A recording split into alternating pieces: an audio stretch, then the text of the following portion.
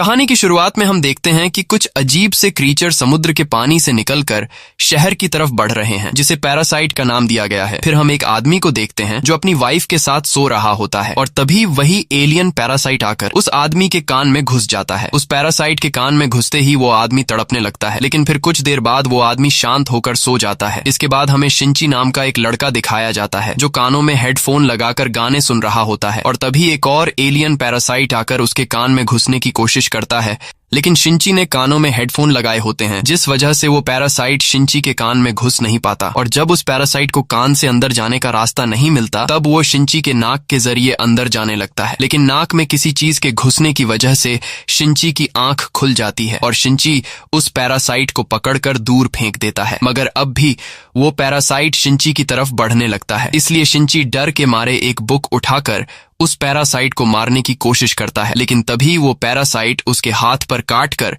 उसके हाथ के अंदर घुस जाता है और उसके हाथ से उसकी बॉडी की तरफ आगे बढ़ने लगता है। ये देखकर शिंची घबरा जाता है और वो जल्दी से एक रस्सी उठाकर अपने हाथ को कसकर बांध लेता है ताकि वो पैरासाइट उसकी बॉडी में आगे न बढ़ सके। लेकिन वो पैरासाइट उसके हाथ के अंदर होने की वजह से शिंची को तकलीफ होने लगती है, जिस वजह से वो जोर से चिल्लाने लगता है और शिंची की चिल्लाने की आवाज सुनकर उसकी मॉम उसके पास आती है। तब शिंची अपनी मॉम से कहता है कि मेरे हाथ में कोई कीड़ा घुस गया है, लेकिन जब शिंची की मॉम उसका हाथ चेक करती है तो अंदर कुछ भी नहीं होता। यह देखकर शिंची की मॉम को लगता है कि शिंची मजाक कर रहा है, इसलिए वो वहां से चली जाती है। लेकिन यहाँ शिंची सोच में पड़ जाता है कि आखिर वो कीड़ा कहाँ चला गया। अगली सुबह शिंची जब ब्रेकफास्ट कर रहा होता है, तब उसे अपने राइट हैंड यानी कि जिस हाथ में वो पैरासाइट अंदर घुसा था, वो हाथ शिंची को काफी अजीब सा महसूस होता है। इसके बाद हम उस आदमी को देखते हैं जिसके कान के अंदर पैरासाइट घुस गया था। वो आदमी काफी अजीब सा बिहेव कर रहा होता है और उसकी आंखें टेढ़ी मेढ़ी होने लगती हैं, जैसे वो अपनी बॉडी पर कंट्रोल खो चुका हो। इसके बाद वो आदमी अपनी वाइफ के पास जाता है और तभी अचानक उसका मुंह एक बड़े क्रीचर की तरह खुल जाता है, जिसके अंदर कई सारी आंखें थीं। अब इससे पहले कि उसकी वाइफ कुछ समझ पाती, तभी वो आदमी अपनी वाइफ का सिर एक ही झटके में खा जाता है। यहाँ हमें पता चलता है कि यह पैरासाइट इंसान के कान से होते हुए उसके दिमाग पर कब्जा कर लेते हैं और फिर उस इंसान की बॉडी को अपनी मर्जी से कंट्रोल करने लगते हैं। अब हम फिर से शिंची को देखते हैं जो कि अपनी गर्लफ्रेंड के साथ स्कूल जा रहा था, लेकिन आज शिंची का बिहेवियर थोड़ा बदला हुआ था और उसके जिस हाथ में पैरासाइट घुसा था, उस हाथ पर उसका कोई भी काबू नहीं था। वो हाथ अजीब तरह से शिंची की गर्लफ्रेंड को छूने लगता है और फिर अचानक शिंची की गर्लफ्रेंड का प्राइवेट पार्ट पकड़ लेता है। ये देखकर शिंची की गर्लफ्रेंड उससे नाराज होकर चली जाती है। अब शिंची जब क्लास में बैठता है तो उसका इरेजर गलती से नीचे गिर जाता है और शिंची जब उसे उठाने लगता है तो वो इरेजर को उठा नहीं पाता, क्योंकि वो इरेजर उससे कुछ दूरी पर होता है। लेकिन तभी अचानक उसका हाथ लंबा होकर इरेजर को उठा लेता है। ये देखकर शिंची हैरान हो जाता है और उसे कुछ समझ नहीं आता कि आखिर उसके साथ यह क्या हो रहा है। क्लास से छुट्टी मिलने के बाद जब वो अपने फ्रेंड के साथ बास्केटबॉल खेल रहा होता है, तब शिंची काफी दूर से बिल्कुल सीधा बास्केट रिंग में बॉल डाल देता है। ये देखकर उसके सभी दोस्त हैरान रह जाते हैं और शिंची के साथ साथ उसके सभी दोस्तों को भी समझ नहीं आता कि आखिर ये इसने कैसे किया। अब शिंची परेशान होकर जब घर आता है तो वो इसके बारे में इंटरनेट पर रिसर्च करने लगता है, लेकिन उसे इस बारे में कोई भी इंफॉर्मेशन नहीं मिलती और तभी अचानक उसके हाथ से एक आंख बाहर आती है, पर शिंची के देखते ही वो आंख फिर से हाथ के अंदर चली जाती है। यह देखकर शिंची घबरा जाता है और वो एक चाकू उठाकर अपने हाथ के उस जगह को काटने वाला होता है जिस जगह से आंख बाहर आई थी, लेकिन तभी उसका हाथ एक बड़े से सांप में बदलकर उसे डराने लगता है और फिर उसका हाथ एक छोटे क्रीचर में बदल जाता है। शिंची बहुत ज्यादा घबराया हुआ होता है और वो अपने हाथ से पूछता है कि तुम कौन हो। तब उसका हाथ उसी की बात को रिपीट करते हुए कहता है कि तुम कौन हो। अब शिंची रोते हुए खुद से कहता है कि यह मेरे हाथ को क्या हो गया है। तब वो क्रीचर शिंची की बातों को दोहराने लगता है और फिर वो शिंची को बताता है कि मैंने तुम्हारा हाथ खा लिया है। वहीं दूसरी तरफ हम उसी आदमी को देखते हैं जिसने अपनी वाइफ के सर को खा लिया था और अब वो आदमी टीवी के सामने बैठकर इंसानों की भाषा सीखने लगता है। साथ ही हम देखते हैं कि इस आदमी ने अपनी बीवी की बॉडी को पूरी तरह से खा लिया है। अगले दिन सुबह जब शिंची नींद से उठता है तो वो देखता है कि वही क्रीचर जो कि उसके हाथ से जुड़ा हुआ है, वो उसका लैपटॉप और बुक्स पढ़ते हुए इंसानों के तौर तरीके सीख रहा है। यहाँ शिंची उस क्रीचर से कहता है कि मैं हॉस्पिटल जाकर अपना हाथ कटवा दूंगा और तुम्हें अपने आप से अलग कर दूंगा। ये सुनकर वो क्रीचर कहता है कि ऐसा करने से मैं तो तुमसे अलग हो जाऊंगा, लेकिन तुम अपना एक हाथ खो दोगे और मुझे पता है कि तुम ऐसा कभी नहीं करोगे। यहाँ वो क्रीचर शिंची से कहता है कि मैं तो तुम्हारी पूरी बॉडी पर कब्जा करने की कोशिश कर रहा था, लेकिन फिर तुमने अपने हाथ को रस्सी से बांधकर मुझे आगे जाने से रोक दिया। इसलिए अब मैंने सिर्फ तुम्हारे हाथ पर ही कब्जा कर रखा है और अब हम दोनों एक दूसरे के साथ जुड़ चुके हैं। साथ ही वो क्रीचर शिंची से कहता है कि तुम परेशान मत हो, मैं तुम्हें कोई भी नुकसान नहीं पहुंचाऊंगा, क्योंकि अगर तुम्हें कुछ हो गया तो मैं भी मर जाऊंगा। अब यहाँ शिंची का भी थोड़ा बहुत डर दूर हो गया था और शिंची उस क्रीचर से पूछता है कि तुम्हारा नाम क्या है। तब वो क्रीचर कहता है कि तुम मुझे मिकी बुला सकते हो। अब शिंची जब स्कूल जाता है तो वहाँ मिकी ढेर सारे बुक्स पढ़ता है, जिससे वो इंसानों के बारे में और भी ज्यादा जानने लगता है। मिकी बहुत ही ज्यादा इंटेलिजेंट होता है। जैसे ही शिंची क्लासरूम से बाहर आता है तब मिकी पास वाले क्लास में स्टूडेंट को फाइट की प्रैक्टिस करते हुए देखकर उनसे फाइटिंग स्किल्स सीख लेता है। अब इसके बाद शिंची पेंटिंग क्लास में पेंटिंग बना रहा होता है और शिंची अपने उस क्रीचर वाले हाथ से अपनी गर्लफ्रेंड का एक बहुत ही प्यारा पेंटिंग बना लेता है। तभी उसकी गर्लफ्रेंड वहां आती है और जब वो अपने बॉयफ्रेंड के हाथों बना हुआ अपना पेंटिंग देखती है तो वह शिंची से काफी खुश हो जाती है और उसे कहती है कि पिछली बार तो तुमने गलती से मेरे प्राइवेट पार्ट को टच कर लिया था, लेकिन अगर तुमने फिर से वो सब किया ना तो मैं तुम्हारी जान ले लूंगी। ये कहकर वह वहां से चली जाती है। अब स्कूल से छुट्टी होने के बाद शिंची जब घर आता है और बाथ टब में नहाने लगता है तब मिकी कहता है कि मुझे तुम्हारी बॉडी को इन्वेस्टिगेट करना है। शिंची उसे ऐसा करने से मना करता है, लेकिन मिकी जबरदस्ती उसकी बॉडी पार्ट्स को देखने लगता है और बॉडी पार्ट्स देखने के बाद मिकी शिंची पर हंसता है। यहाँ हम देखते हैं कि मिकी और शिंची में काफी अच्छी दोस्ती हो गई है और यह दोनों एक साथ रहना सीख गए हैं। वहीं हम बाहर शहर के हालात देखते हैं जहाँ और भी कई सारे पैरासाइट ने और लोगों की बॉडी पर कब्जा कर लिया है और वो पैरासाइट लोगों को मार कर खा रहे थे। ये खबरें पूरे शहर में फैल जाती हैं, लेकिन किसी भी आम इंसान को यह पता नहीं होता कि लोगों को कौन मार रहा है। और एक दिन शिंची जब मार्केट जाता है तभी मिकी शिंची से कहता है कि मुझे यहाँ आसपास अपनी तरह किसी पैरासाइट के होने का एहसास हो रहा है। अब शिंची उसकी बातों को इग्नोर करने लगता है, लेकिन मिकी उसे जबरदस्ती एक रेस्टोरेंट के अंदर ले जाता है जहां उसे एक आदमी दिखाई देता है और उस आदमी की बॉडी पर भी पैरासाइट ने कब्जा कर लिया था, जो बहुत ही ज्यादा भयानक दिख रहा था और वो आदमी एक नॉर्मल आदमी को मार कर खा रहा था। यहाँ वो आदमी जब शिंची को देखता है तो उसे एहसास हो जाता है कि शिंची के शरीर में भी एक पैरासाइट है, इसीलिए वो आदमी शिंची को इंसानों का मीट खाने के लिए देता है, लेकिन शिंची उसे खाने से मना कर देता है। ये देखकर उस आदमी को पता चल जाता है कि शिंची की बॉडी में जो पैरासाइट है उस पैरासाइट का शिंची की बॉडी पर पूरा कंट्रोल नहीं है और वो पैरासाइट सिर्फ उसके हाथ से जुड़ा हुआ है। ये पता चलते ही वो आदमी शिंची को मारने का सोचता है, लेकिन उसके सोचने से पहले ही शिंची के हाथ से जुड़े पैरासाइट यानी मिकी को पता चल जाता है कि यह आदमी अब शिंची को मारने वाला है। इसलिए मिकी शिंची से कहता है कि यह आदमी तुम्हें मार देगा, इसलिए जल्दी से यहाँ से भागो। ये पता चलते ही शिंची बाहर निकलने की कोशिश करता है, लेकिन उससे दरवाजा नहीं खुल पाता। तभी वो आदमी शिंची के पास आता है और वो आदमी अपना एक हाथ काटकर मिकी से कहता है कि तुम शिंची के हाथ को छोड़कर मेरे हाथ पर आ जाओ। लेकिन मिकी और शिंची में अच्छी दोस्ती हो गई थी और मिकी को शिंची की बॉडी पसंद थी, इसलिए मिकी उस आदमी के हाथ पर जाने से इनकार कर देता है। यह देखकर उस आदमी को गुस्सा आ जाता है और वो आदमी शिंची पर हमला करने लगता है, लेकिन यहाँ मिकी शिंची की जान बचाने के लिए उस पैरासाइट से फाइट करता है और क्योंकि मिकी ने शिंची के स्कूल में स्टूडेंट को फाइट करते हुए देखा था, इसीलिए मिकी उसी मूव का इस्तेमाल करके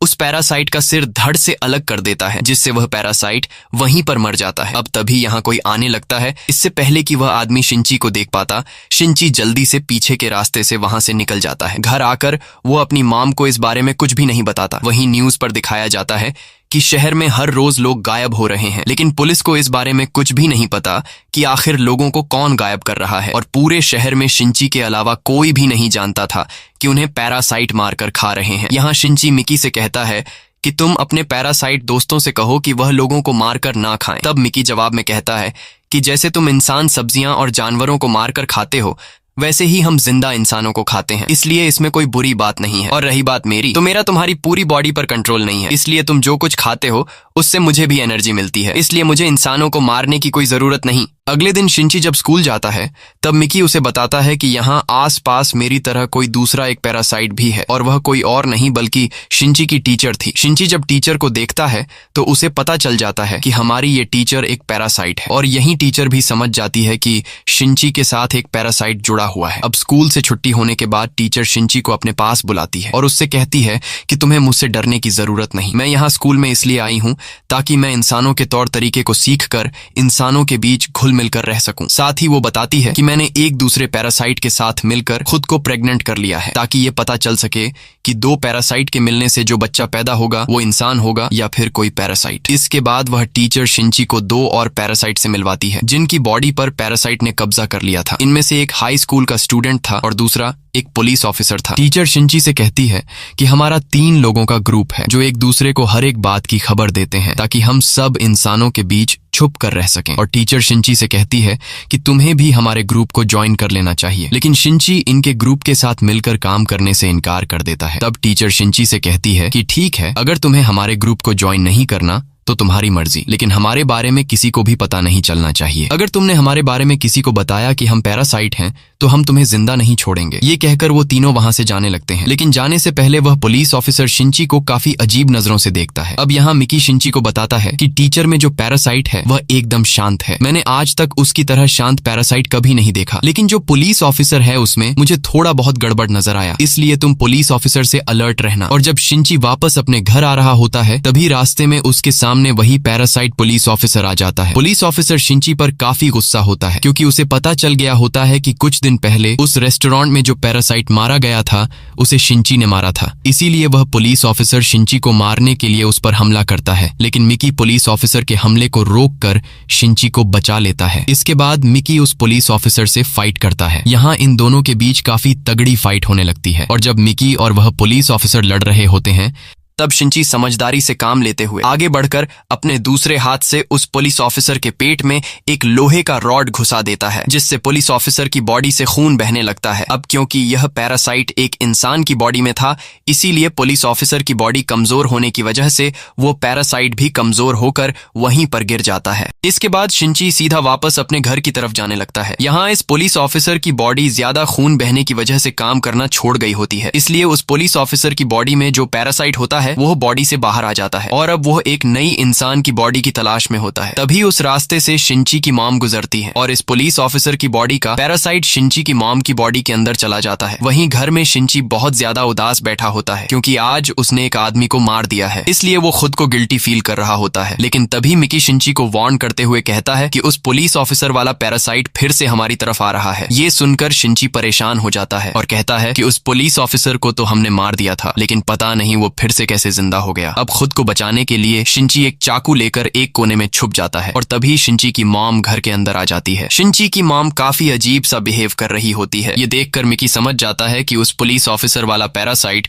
अब शिंची की मॉम की बॉडी में आ गया है, इसलिए मिकी शिंची की मॉम को मारना चाहता है, लेकिन शिंची मिकी को उसे ऐसा करने से मना कर देता है, क्योंकि शिंची अपनी मॉम से बहुत ज्यादा प्यार करता है। लेकिन तभी शिंची की मॉम एक क्रीचर में बदल जाती है और उसकी मॉम से जुड़ा पैरासाइट शिंची के दिल पर वार करता है, जिससे शिंची बुरी तरह से घायल हो जाता है और नीचे गिर जाता है। अब शिंची को मारने के बाद वो पैरासाइट वहां से निकल जाता है। यहाँ शिंची के दिल पर वार होने की वजह से शिंची मर रहा होता है और शिंची अपनी आखिरी सांसें लेने लगता है। अब मिकी शिंची को बचाने के लिए उसके हाथ से निकलकर उसकी बॉडी के उस हिस्से में चला जाता है जहां पर छेद हुआ था और शिंची कई घंटों तक इसी हालत में यहीं पर पड़ा रहता है। यहाँ हम देखते हैं कि मिकी फिर से शिंची के हाथ में वापस आ रहा होता है और तभी कुछ घंटों बाद अचानक शिंची को होश आ जाता है। होश में आने के बाद शिंची आईने के सामने जाकर अपना जख्म देखने लगता है, लेकिन शिंची को अपनी बॉडी पर किसी भी जख्म का निशान दिखाई नहीं देता। यहाँ मिकी उसे बताता है कि मैंने तुम्हारे दिल को ठीक करने के लिए अपने हिस्से के कुछ सेल्स को वहां छोड़ दिया, जिससे तुम्हारा दिल वापस रिकवर हो गया और तुम्हारी जान बच गई। मगर यहाँ शिंची दोबारा से जिंदा होने से बिल्कुल भी खुश नहीं था, क्योंकि इस दुनिया में सिर्फ उसकी मॉम उसके साथ थी, लेकिन अब वो भी एक पैरासाइट के कब्जे में है। इसलिए अब शिंची उस पुलिस ऑफिसर के पैरासाइट पर काफी गुस्सा हो जाता है और बदले की आग में जलने लगता है। अगले दिन शिंची उस पुलिस ऑफिसर वाले पैरासाइट को ढूंढने लगता है जिसने शिंची की मॉम की बॉडी पर कब्जा कर लिया था और यहाँ हम देखते हैं कि शिंची अब पूरी तरह से बदल गया है। जहाँ पहले वो एक डरपोक लड़का था, लेकिन अब उसकी बॉडी में मिकी के सेल्स आने की वजह से वो बहुत ज्यादा अग्रेसिव हो गया है और अब वो पूरे शहर में उस पैरासाइट को ढूंढने लगता है जिसने उसकी मॉम की बॉडी पर कब्जा कर लिया था। लेकिन वह पैरासाइट उसे कहीं पर भी नहीं मिलता और तभी वह एक ऐसी जगह पर चला जाता है जहाँ पर ढेर सारे लोग जमा हुए होते हैं और यहाँ एक पॉलिटिशियन लोगों को जमा करके उनसे वोट मांग रहा था। उस पॉलिटिशियन को देखने के बाद शिंची को पता चलता है कि जो पॉलिटिशियन वोट मांग रहा रहा है वह भी एक पैरासाइट है। ये देखकर शिंची घबरा जाता है, क्योंकि अगर वह पैरासाइट पॉलिटिशियन इलेक्शन जीत गया तो पूरा शहर खतरे में पड़ सकता है। अगले दिन जब शिंची स्कूल जाता है तो वहां उससे वही स्टूडेंट मिलता है जो एक पैरासाइट था, और ये स्टूडेंट टीचर के ग्रुप में शामिल था। यहाँ हमें पता चलता है कि टीचर ने जानबूझकर इस स्टूडेंट का इस स्कूल में ट्रांसफर करवा दिया है ताकि ये स्टूडेंट शिंची पर नजर रख सके। यहाँ वह स्टूडेंट बाकी स्टूडेंट के सामने शिंची से ऐसे मिलने का दिखावा करता है कि जैसे ये दोनों पहली बार मिल रहे हों, और ये सब ऊपर से पैरासाइट टीचर देख रही होती है। घर आकर शिंची को मिकी बताता है कि जब से मैंने तुम्हारे दिल को अपने सेल से ठीक किया है तब से मुझे थकान महसूस होने लगा है, इसलिए अब मुझे हर रोज 4 घंटे के लिए सोना पड़ेगा, और जब मैं सो जाऊंगा तब तुम्हें अपना ख्याल खुद रखना होगा। ये कहते हुए मिकी अचानक गायब होकर सो जाता है। शिंची उसे जगाने की कोशिश करता है, लेकिन मिकी नहीं जागता। वहीं दूसरी तरफ पुलिस ऑफिसर्स को शहर भर में कई सारे लोगों के मरने के रिपोर्ट्स मिलते हैं, और इन्हें पता चलता है कि पूरे शहर में कुछ ऐसे लोग हैं जिनकी बॉडी में पैरासाइट है, और वही पैरासाइट इंसान के रूप में लोगों के बीच छुप कर रहते हुए लोगों को मार रहे हैं। ये पता चलते ही पुलिस इस बारे में रिसर्च करने लगती है, और इन्हें पता चलता है कि अगर किसी इंसान की बॉडी में पैरासाइट रह रहा हो तो उस इंसान के सर का बाल तोड़ने पर वह बाल किसी जिंदा चीज की तरह हिलने लगेगा। और ये खबर पुलिस वाले टीवी पर चला देते हैं,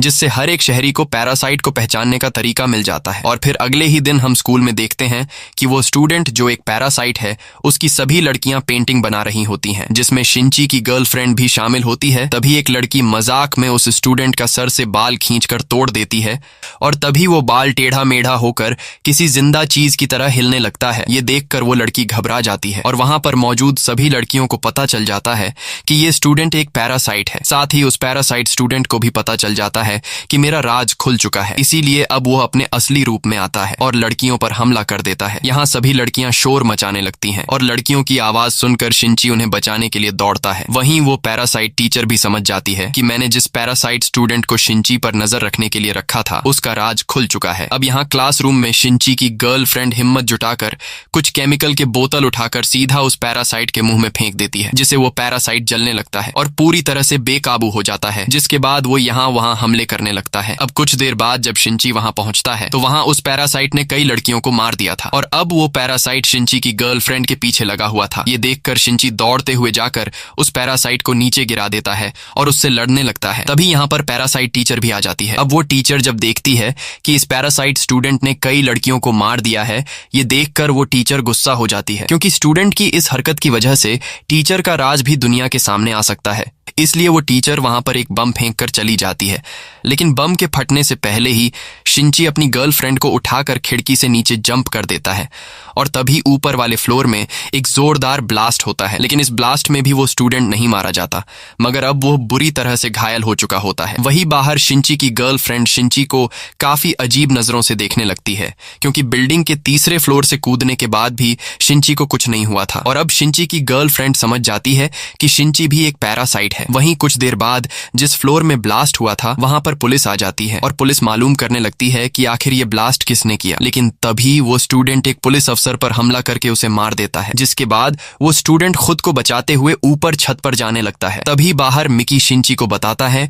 कि वो स्टूडेंट अभी भी जिंदा है और उसने और भी कई लोगों को मार दिया है। तब शिंची मिकी से पूछता है कि वो अब कहाँ है, जिस पर मिकी उसे बताता है कि वो स्टूडेंट इस वक्त स्कूल की छत पर है। ये पता चलते ही शिंची स्कूल के पास वाले बिल्डिंग के छत पर चला जाता है और मिकी से एक कमान बनाकर सीधा उस पैरासाइट स्टूडेंट को तीर मारता है, जिससे उस स्टूडेंट की मौत हो जाती है। इसके बाद शिंची सीधा उस पैरासाइट टीचर के पास जाता है और उससे पूछता है कि तुम्हारे ग्रुप में एक पुलिस ऑफिसर था, वो इस वक्त कहाँ होगा। तब टीचर बताती है कि उसे तो तुमने मार दिया है, जिस पर शिंची कहता है कि उसे मैंने मार तो दिया है, लेकिन उस पुलिस ऑफिसर के पैरासाइट ने मेरी मॉम की बॉडी पर कब्जा कर लिया है, इसलिए अब मैं उस पैरासाइट को मारना चाहता हूँ। तब टीचर शिंची को एक एड्रेस दे देती है और कहती है कि तुम्हें तुम्हारी माँ का पैरासाइट यहाँ पर मिल जाएगा। एड्रेस मिलते ही शिंची सीधा उस जगह पर जाता है जहाँ उसकी मॉम रहती है, और कुछ ही देर बाद ये दोनों एक दूसरे के आमने सामने आ जाते हैं। यहाँ हम देखते हैं कि उसकी मॉम की आंखों में कोई भी इमोशंस नहीं है। उस पैरासाइट ने उसकी मॉम को पूरी तरह से कंट्रोल में ले लिया है। अब जैसे ही इन दोनों के बीच फाइट स्टार्ट होने वाली होती है, तभी मिकी को नींद आ जाती है और मिकी शिंची से कहता है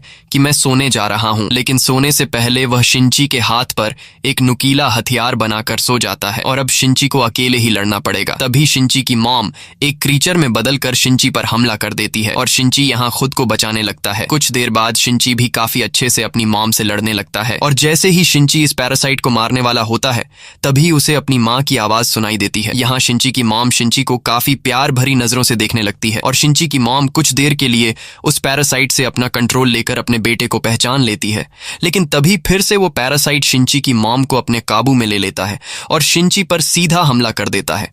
लेकिन हमले के दौरान शिंची की मॉम अपना हाथ बढ़ाकर उस पैरासाइट के हमले को रोक देती है और अपने बेटे को मरने से बचा लेती है। लेकिन अब शिंची की मॉम के हाथ से खून बहने लगता है, जिस वजह से शिंची की मॉम कमजोर होने लगती है और अब शिंची की मॉम कमजोर होने की वजह से वो पैरासाइट भी कमजोर हो जाता है और मौके का फायदा उठा करना चाहते हुए शिंची सीधा जाकर उस पैरासाइट को मार देता है, जिससे उसकी मॉम की भी डेथ हो जाती है। वहीं दूसरी तरफ हम देखते हैं कि जो एक पैरासाइट पॉलिटिशियन है वो इलेक्शन जीतकर सिटी का मेयर बन जाता है, जिसका मतलब कि अब पूरा शहर खतरे में पड़ने वाला है। वहीं शिंची अपने गर्लफ्रेंड से मिलने हॉस्पिटल जाता है, जहां हम देखते हैं कि कोई चुपके से शिंची पर नजर रख रहा है और वो आदमी शिंची और मिकी की कुछ फोटोज ले लेता है। अब यहाँ से मूवी का सेकंड पार्ट शुरू हो जाता है, जहां हम देखते हैं कि शिंची अब काफी उदास रहने लगा है क्योंकि अब उसकी मॉम इस दुनिया में नहीं रही और अब शिंची ने फैसला कर लिया है कि वो पूरे शहर में पैरासाइट्स को चुन चुन कर मारेगा। वहीं अब पूरे शहर में पुलिस भी एक्टिव हो जाती है और पैरासाइट को ढूंढने लगती है। यहाँ पुलिस ने एक बंदे को हायर कर लिया होता है जो वैसे तो एक कॉन्ट्रैक्ट किलर है, लेकिन इस आदमी की खास बात ये थी कि ये पैरासाइट को देखकर पहचान लेता था कि ये नॉर्मल इंसान है या फिर पैरासाइट। अब पुलिस वाले इस आदमी को गाड़ी में बिठाकर सीधा हेडक्वार्टर ले जाते हैं, जहां इस आदमी के सामने कई सारे लोगों को लाया जाता है और पुलिस वाले इससे पूछते हैं कि बताओ ये लोग पैरासाइट हैं या इंसान। तब ये कॉन्ट्रैक्ट किलर कई सारे लोगों को देखकर बताता है कि ये सभी नॉर्मल इंसान हैं, लेकिन जब उसके सामने शिंची को बिठा दिया जाता है तब ये कॉन्ट्रैक्ट किलर एक पल के लिए शिंची में कुछ खास देखता है, लेकिन फिर वो सोच में पड़ जाता है और समझ नहीं पाता कि शिंची पैरासाइट है या फिर नॉर्मल इंसान, क्योंकि शिंची पूरी तरह से पैरासाइट नहीं था, बल्कि सिर्फ शिंची के हाथ के साथ पैरासाइट जुड़ा हुआ था। इसीलिए वो शिंची को एक नॉर्मल इंसान बता देता है, जिसके बाद शिंची को जाने दिया जाता है। अब शिंची जब वापस घर आ रहा होता है तभी उसे एहसास होता है कि कोई उसका पीछा कर रहा है, लेकिन यहाँ वहां नजर घुमाने पर उसे कोई भी नजर नहीं आता, जिसके बाद शिंची अपने घर की तरफ जाने लगता है। लेकिन यहाँ हम देखते हैं कि सच में शिंची का एक आदमी पीछा कर रहा है और ये वही जासूस होता है जिसने कुछ महीने पहले हॉस्पिटल में शिंची और मिकी की फोटोज ली थी। वहीं दूसरी तरफ हम उस पैरासाइट पॉलिटिशियन को देखते हैं जो अब शहर का मेयर बन चुका है और मेयर ने पैरासाइट का एक बड़ा ग्रुप बना लिया होता है। यहाँ वो पैरासाइट टीचर भी मेयर के साथ होती है और टीचर ने एक ह्यूमन बच्चे को जन्म दे दिया था। तब मेयर सभी पैरासाइट से कहता है कि अब वक्त आ चुका है कि हम पूरे शहर में से इंसानों को खत्म कर दें, जिसके बाद इस पूरे शहर पर हमारी हुकूमत होगी। साथ ही मेयर को पता चल चुका होता है कि शहर में शिंची नाम का एक लड़का है जो पैरासाइट को मार रहा है, इसलिए मेयर अपने साथियों से कहता है कि हमें शिंची और मिकी को मारना होगा क्योंकि वो हमारे लिए एक खतरा है। लेकिन वो टीचर मेयर को ऐसा करने से मना कर देती है और कहती है कि शिंची और मिकी हमारे लिए बहुत खास है क्योंकि पूरे शहर में सिर्फ वो दोनों ही हैं जो पैरासाइट और इंसान होने के बावजूद एक साथ मिलकर रह रहे। यहाँ हम देखते हैं कि टीचर इंसानों का साथ दे रही है और वो इंसानों को मारना नहीं चाहती थी क्योंकि अब वो एक ह्यूमन बच्चे की माँ बन चुकी है और एक माँ बनने के बाद टीचर के अंदर भी ह्यूमन इमोशंस आने लगे थे। लेकिन यहाँ मेयर को टीचर की बातें बिल्कुल पसंद नहीं आती और मेयर सीधा एक पैरासाइट के पास जाता है। ये कोई आम पैरासाइट नहीं बल्कि इस आदमी के पास 5 पैरासाइट होते हैं और इसकी बॉडी में 5 पैरासाइट होने की वजह से ये आदमी पूरे शहर का सबसे खतरनाक पैरासाइट है। इसलिए मेयर इस खतरनाक पैरासाइट से कहता है कि शहर में शिंची नाम का एक लड़का है जो पैरासाइट को मार रहा है, इसलिए तुम्हें उस लड़के को मारना होगा। वहीं हम टीचर के पास उस आदमी को देखते हैं जो पिछले काफी दिनों से शिंची पर नजर रख रहा था और ये देखकर हमें पता चलता है कि इस आदमी को टीचर ने शिंची के पीछे लगा रखा है। ये आदमी टीचर को शिंची और मिकी की कुछ फोटोज दिखाता है और कहता है कि शिंची पूरे शहर के लिए एक खतरा है, इसलिए हमें उसके बारे में पुलिस को बता देना चाहिए, पर टीचर उसे ऐसा करने से मना कर देती है। यहाँ हम देखते हैं कि ये आदमी टीचर को पसंद करने लगा है, लेकिन उसे पता नहीं है कि टीचर भी एक पैरासाइट है। अब वो जासूस आदमी जब घर आता है तो हम देखते हैं कि इस आदमी की एक बेटी भी है और ये आदमी अपनी बेटी से बहुत ज्यादा प्यार करता है। वहीं दूसरी तरफ शिंची की गर्लफ्रेंड को दिखाया जाता है जो शिंची से नाराज है क्योंकि शिंची ने उससे ये बात छुपाई थी कि वो एक पैरासाइट से जुड़ा है, इसलिए शिंची की गर्लफ्रेंड उससे नाराज होकर वहां से चली जाती है। अब शिंची शिंची जब घर वापस आ रहा होता है तभी रास्ते में वो जासूस उसका पीछा करने लगता है और जल्द ही शिंची को पता चल जाता है कि यह आदमी मेरा पीछा कर रहा है। ये पता चलते ही शिंची उस आदमी को पकड़ लेता है और उसे डराकर पूछता है कि बताओ तुम्हें मेरा पीछा करने को किसने कहा है। तब वो जासूस टीचर का नाम लेता है। ये सुनकर शिंची उस जासूस से कहता है कि तुम जिस औरत के लिए जासूसी कर रहे हो वो खुद भी एक पैरासाइट है, बल्कि वो तो पैरासाइट की लीडर है। लेकिन शिंची की इस बात पर उस जासूस आदमी को यकीन नहीं होता, इसीलिए शिंची टीचर के पास जाता है और एक टेप रिकॉर्डर ऑन कर लेता है। इसके बाद वो उस टीचर से पूछता है कि तुमने मेरे पीछे जासूस क्यों लगाया है। तब वो टीचर कहती है कि तुम शहर भर में पैरासाइट को क्यों मार रहे हो, तुम खुद भी एक पैरासाइट हो, इसलिए तुम पैरासाइट को मारने के बजाय तुम्हें पैरासाइट की मदद करनी चाहिए। शिंची टीचर को कोई जवाब नहीं देता और चुपचाप सीधा उस जासूस के पास आकर उसे वो टेप रिकॉर्डर दे देता है जिसमें टीचर की सारी बातें रिकॉर्ड की गई थीं। साथ ही शिंची उस जासूस को बताता है कि इस शहर में हजारों की तादाद में पैरासाइट मौजूद हैं, यहाँ तक कि इस शहर का मेयर भी एक पैरासाइट है, इसलिए मैं तुम्हारी भलाई के लिए कह रहा हूँ कि तुम इन सब चीजों से दूर रहो वरना तुम मारे जा सकते हो। लेकिन यह जासूस टीचर से प्यार करने लगा था और अब टीचर की सच्चाई जानने के बाद वो काफी गुस्सा हो जाता है और अकेले ही सभी पैरासाइट का पर्दाफाश करने के काम पर लग जाता है। इसके बाद वो सीधा मेयर के पास जाता है और मेयर की सच्चाई दुनिया के सामने लाने के लिए टेबल के नीचे एक माइक फिट कर देता है, जिसके बाद वो जासूस वहां से जाने लगता है। लेकिन जल्द ही मेयर को पता चल जाता है कि इस जासूस ने मेरी बातों को रिकॉर्ड करने के लिए टेबल के नीचे माइक फिट किया है। अब यह सब पता चलते ही मेयर अपने आदमियों से कहता है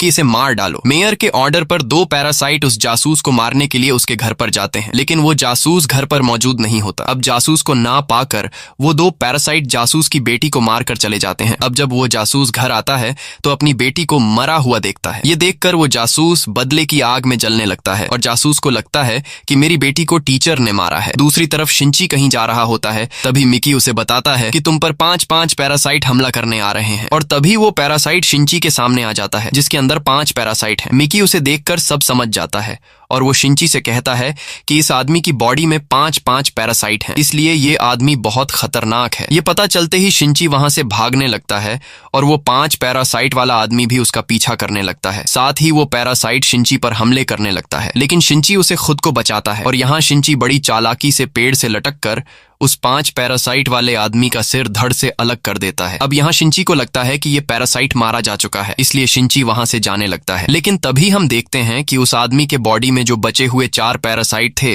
उनमें से एक पैरासाइट निकलकर उस आदमी की बॉडी में चला जाता है, जिससे वो पैरासाइट वापस जिंदा हो जाता है। साथ ही वह पैरासाइट जिसे शिंची ने मार दिया था वो वापस उस आदमी के हाथ से जुड़ जाता है। वहीं दूसरी तरफ टीचर मेयर पर काफी गुस्सा होती है और उससे कहती है कि भूलो मत, मैंने तुम्हें इलेक्शन जितवाया है और जब मैंने तुमसे कहा था कि तुम इस जासूस और शिंची को मारने के लिए पैरासाइट नहीं भेजोगे, तब तुमने ऐसा क्यों किया। लेकिन यहाँ मेयर टीचर की बात का कोई जवाब नहीं देता। अब यहाँ मेयर और आसपास खड़े पैरासाइट समझ जाते हैं कि टीचर पैरासाइट का साथ देने के बजाय इंसानों का साथ दे रही है, इसलिए टीचर जब वहां से जाती है तब मेयर उसे मारने के लिए कुछ पैरासाइट को भेज देता है। अब टीचर जब पार्किंग एरिया में आती है तो उसे पता चल जाता है कि मेयर ने मुझे मारने के लिए कुछ पैरासाइट को भेजा है, इसलिए टीचर उनसे लड़ने लगती है और एक ही झटके में तीनों पैरासाइट को मार देती है। और अब जब टीचर अपने घर आती है तो वह देखती है कि उसका बेटा गायब है और तभी उसे एक नोट मिलता है जिससे उसे पता चलता है कि मेरे बेटे को उस जासूस ने किडनैप किया है। ये देखकर टीचर को काफी गुस्सा आता है। साथ ही उस जासूस ने टीचर के लिए लिखा था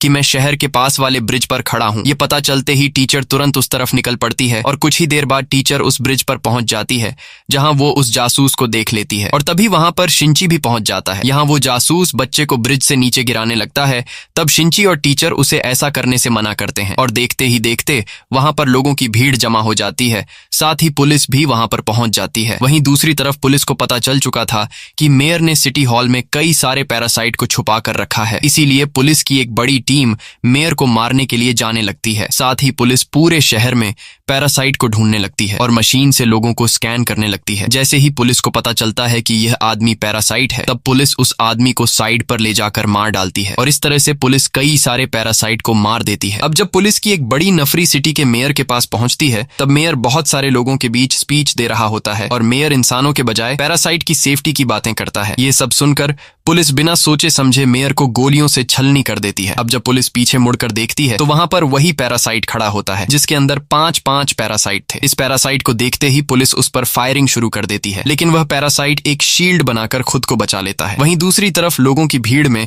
वो जासूस टीचर के बच्चे को जैसे ही नीचे गिराने वाला होता है, तभी वो टीचर अपनी असली रूप में आकर उस जासूस को मार डालती है और अपने बच्चे को बचा लेती है। लेकिन अब टीचर का राज दुनिया के सामने आ चुका था, इसलिए पुलिस ऑफिसर्स टीचर को खतरनाक समझकर उसे शूट करवा देते हैं। लेकिन यहाँ टीचर खुद की बिना परवाह किए अपने बच्चे को प्रोटेक्ट कर लेती है और उसे कई सारी गोलियां लग जाती हैं, जिससे टीचर बुरी तरह से घायल हो जाती है। और टीचर धीरे धीरे आगे बढ़ते हुए अपना बच्चा शिंची को दे देती है और कहती है कि तुम इसे एक नॉर्मल इंसान की तरह बड़ा करना। ये कहकर ज्यादा गोलियां लगने की वजह से टीचर वहीं पर गिरकर मारी जाती है। अब पुलिस ऑफिसर शिंची को गाड़ी में बैठाकर इन्वेस्टिगेशन के लिए अपने हेडक्वार्टर ले आते हैं, जहां पर पुलिस की एक बड़ी नफरी खड़ी होती है और तभी वहां पर वह 5 पैरासाइट वाला आदमी आ जाता है और वह पैरासाइट अब शिंची को मारना चाहता था, इसलिए शिंची गाड़ी में बैठकर वहां से भागने लगता है। लेकिन तभी वह पैरासाइट उड़कर उसकी कार के ऊपर आ जाता है और ऊपर से शिंची पर हमला करने लगता है, जिस वजह से शिंची से कार अनबैलेंस होकर